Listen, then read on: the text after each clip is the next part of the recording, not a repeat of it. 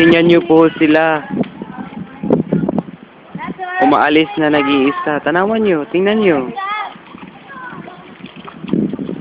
No, hindi naman sila masaya kasi mainit daw. Tapos galit at takot sila sa mainit. Tingnan niyo naman yung lalaking yun, nasa tabi-tabi.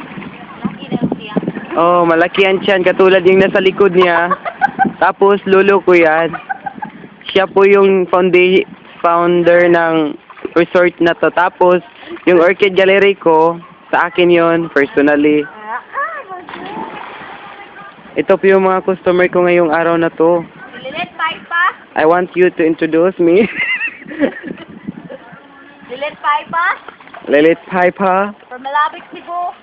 With Marie Perata. From Malabig. In short po, tatawagin natin siyang RIP.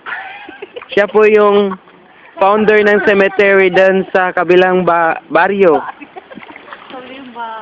Tapos itong babae pong to, takot, galit, kasi nakita yung first love niya, yung crush niya, tapos may kasamang ibang babae. Ano po ba masasabi niyo? Masakit ho ba o wala lang? It hurts. Bakit ho masakit? Kasi akala ko, ako yung pipili niya, tapos hindi pala. So Hindi paano ko yan? expect na makarating sila dito, tapos ayun, nakita ko. So ano ang ibig sabihin nun? Para ka bang isang butiti? Ako, butiti. Masakit kasi kapag kumakain ka nun. Kawawa ka naman babae ka. Bakit masakit? Siyempre, parang tusok-tusok. Love mo ba talaga yung lalaking yun? Oo, alam ko. Diba sabi niya, yung babae na kasama niya ay ate niya, tapos nasasaktan ka lang sa huli? I can't imagine.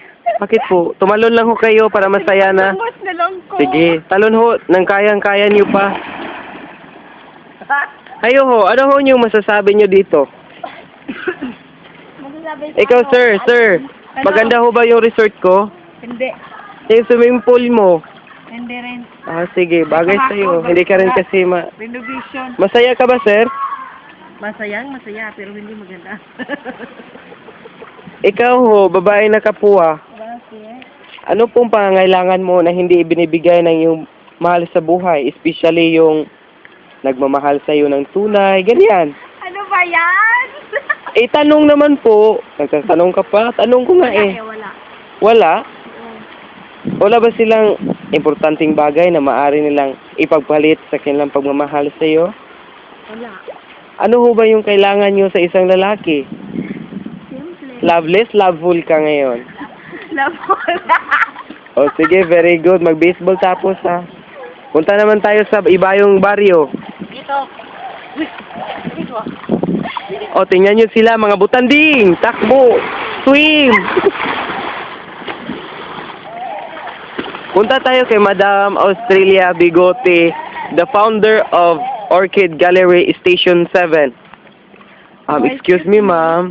Hindi ako founder ng Orchid Gallery. Ano ho? Business ako sa doon. Doon, Hindi orchid. ano po? Sunflower? Hindi sunflower. Ano po? Lubi? Hindi. Kasi nakaupo ko kayo sa lubi, o tingnan nyo. Hindi kaya ito lubi. Ano ho yan? Artificial na lubi lang. So, ano po bang business natin ngayon?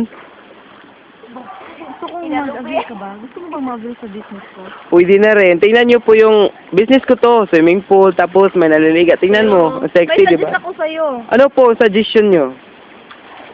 Mas maganda. Anong maganda? Yung monkey nyo ay yung lumalangoy dyan. Mas maganda kasi monkey rin kayo eh. Oo nga eh. Yung Salamat pamilya po. ko dun. Sige, bye. Sleeper na po. Saan kayo galing? Mag-nobyo kayo, no? CR. Nag-ano kayo sa CR? Nagsha-shower.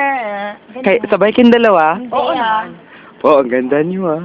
Why? Pakisabay din. Hello po, magandang tanghali po. Ano ho bang masasabi nyo sa view namin dito? Oh, it's really good and I really like it. I want to go back here from time to time if I want to. Really po, marami pong salamat. Yeah.